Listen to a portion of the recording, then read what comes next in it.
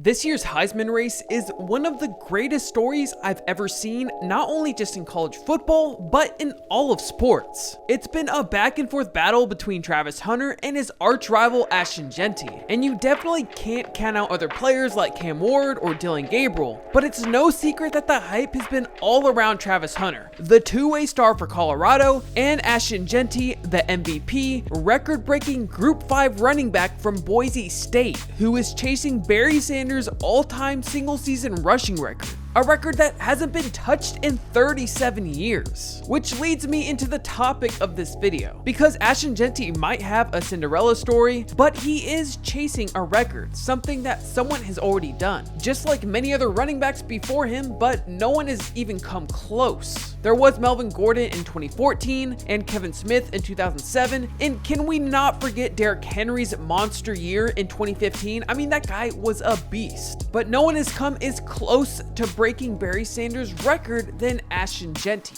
Now, how can Travis Hunter compare to this record-breaking, record-chasing MVP that is Ashton Jeanty? Well, he can't, which is kind of the whole point. Travis Hunter is not chasing anybody's record because there's not a record for him to chase. Now, what do I mean by he doesn't have any records to break?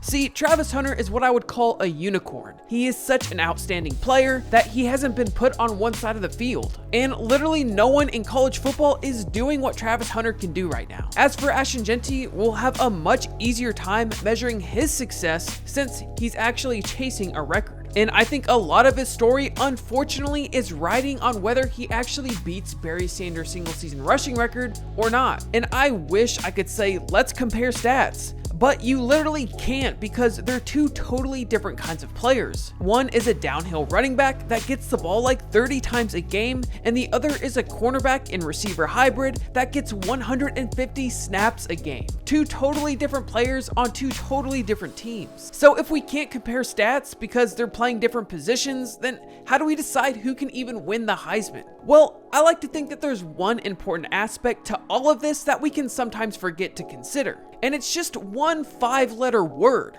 story. And in my opinion, at this current moment, the argument can be made that Travis Hunter's fame and superstar qualities off the field, yes, I said off the field, make his story more compelling as a Heisman winner. Now, I understand the argument can be made both ways, not only for Ashton Jeanty, but for Shedeur Sanders as well, and Dillon Gabriel and Cam Ward, all talented Heisman candidates. But do they possess the same star qualities and have the same story as Travis Hunter? Because Travis Hunter had to take on a lot of risk to get to where he is now. And it might not look like it now, but some of the moves he had to make, many in favor of Coach Prime, had a lot of people questioning if he had what it takes to succeed at the college level, and if he was making the right decision. One of the earliest examples of this would be Travis Hunter's decision to decommit from Florida State to play for JSU, an HBCU in the FCS division, a program that had been struggling for years. Deion Sanders and his family were most likely the largest influence leading up to this decision, and Travis Hunter had to count the costs. And it's obvious he's no longer at JSU now, but how good were they when Travis Hunter was there? Well, from 2020 to 2022, they went 11-2 in the 21 season and 12-1 in the 22 season. And they would also win back-to-back SWAC championships those 2 years they were there. And I know COVID kind of mixed things up a little bit and confused things,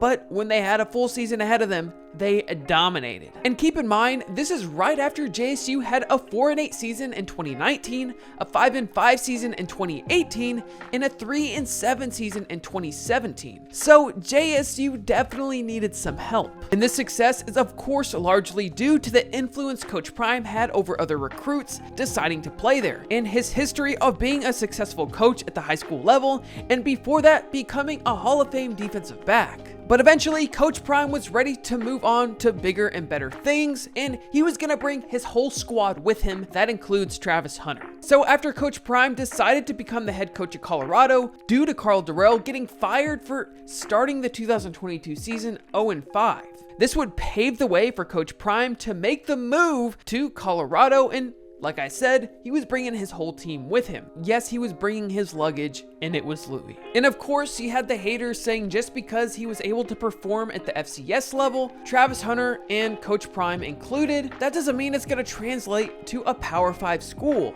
especially one that's been struggling for years. So through all this drama, all the hate, through all the fans calling Deion's new team a Louis Vuitton trash bag, it seemed like the fans were going to be wrong. Because during the start of the season, Colorado had just beaten number 17 TCU and had a hot start with a 4-0 season. Everything was looking good for Travis Hunter for the whole team until things started to turn south. Shortly after this quick success, the team started to fall apart. They were blowing huge leads and Travis wasn't playing like he used to, and they would finish that season 4-8. At this point, everyone was pointing fingers at Coach Prime, and well, let's just say he was on the hot seat that offseason. Let's save ourselves some time and hit the fast forward button. 1 year later, Colorado is now one of the top teams in the Big 12 and is ranked in the top 25 with an 8-3 record. And the one player that stood out among all of this, who played in almost every snap, who had every camera pointing at them, who was counted on for big plays at big time moments, would be Travis Hunter.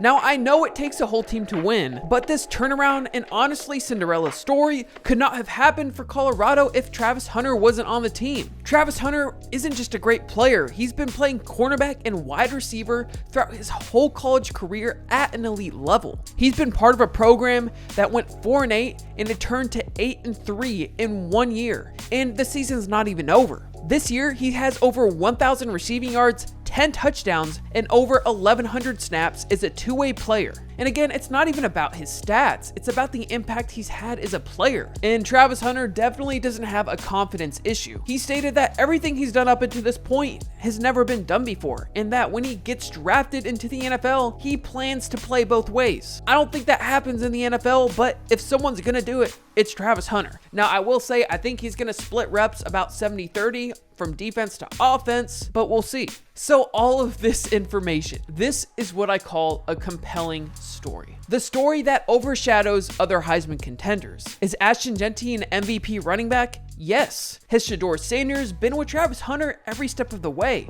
Yes. Has Dillon Gabriel played for more schools than I can count?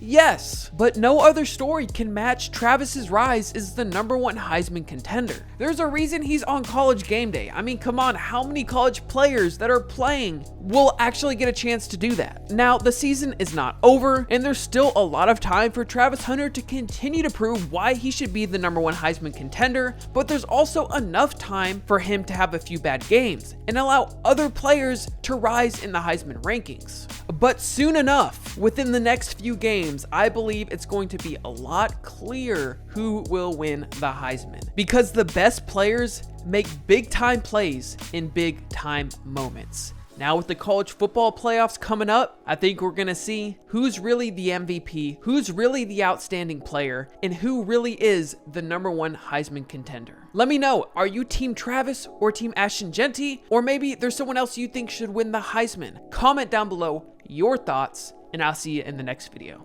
Peace out.